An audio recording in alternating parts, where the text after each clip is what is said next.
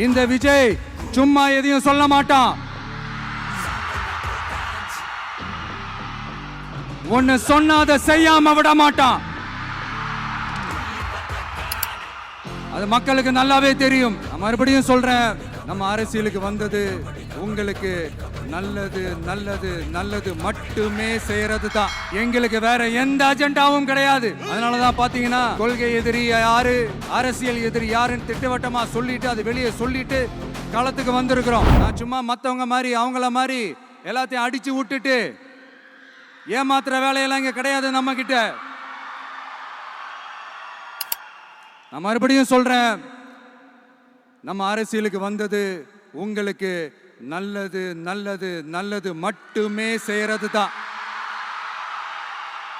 எங்களுக்கு வேற எந்த அஜெண்டாவும் கிடையாது. அதனாலதான் பாத்தீங்கன்னா கொள்கை எதிரி யாரு, அரசியல் எதிரி யாருன்னு திட்டவட்டமா சொல்லிட்டு அது வெளியே சொல்லிட்டு களத்துக்கு வந்திருக்கிறோம். அதுல எந்த விதமான குழப்பமோ எந்த விதமான ஊசலாட்டமோ எதுவுமே இருக்க போறதில்ல. இந்த விஜய் சும்மா எதையும் சொல்ல மாட்டான்.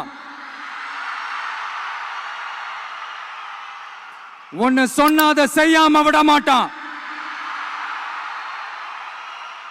அது மக்களுக்கு நல்லாவே தெரியும். Start reloading. It's a